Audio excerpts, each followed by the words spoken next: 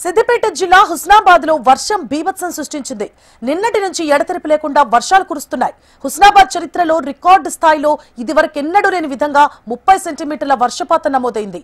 ప్రధాన రహదారులు, లోతట్టు ప్రాంతాలు జలమయమయ్యాయి. పలు ప్రాంతాల్లో ఇళ్లు, దుకాణాల్లోకి వరద నీరు చేరింది.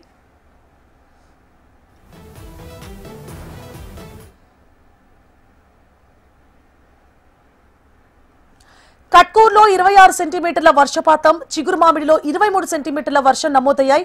కోహెడ మండలంలో పిల్లివాగు ఉధృతంగా ప్రవహిస్తుండటంతో తంగలపల్లి, సనిగరం మధ్య రాకపోకలు నిలిచిపోయాయి. పోరెడ్డిపల్లి, అక్కినపల్లి మధ్య కూడా రాకపోకలకు అంతరాయం ఏర్పడింది. వేల ఎకరాల్లో వరి, పత్తి పంటలు నీట మునిగి రైతులకు తీవ్ర పంట నష్టం వాటిల్లిందని స్థానికులు అంటున్నారు. వేల రైతులు నష్టపోయిన మార్కెట్ యార్డు, వేల రైతులు వడ్లు పోసి 24 గంటలు ఒకటి వర్షం వల్ల భారీ వర్షం ఇలాంటిది మేము 20 సంవత్సరాల నుంచి ఏనాడు చూడలేదు. ప్రతి ఒక్క రైతు వడ్ల కుప్పలు మొత్తం నాని మోరుల పొన్న ఎక్కడ బస్టాండ్ దగ్గర తీసుకుపోయి పెట్టినాయి. దీన్ని మార్కెట్ యార్డ్లో గవర్నమెంట్ గారు దీన్ని దృష్టిలో పెట్టుకొని రైతుకు సాయం చేయగలరని కోరుతున్నాం. మేము వడ్లు మార్కెట్లో పోసినాం.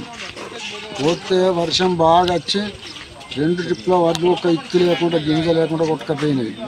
ఆ వర్షానికి ఆ వద్దకు ఏం లేకుండా పోయి మోరిలలో పడి ఎక్కడికో కొట్టుకపోయినాయి.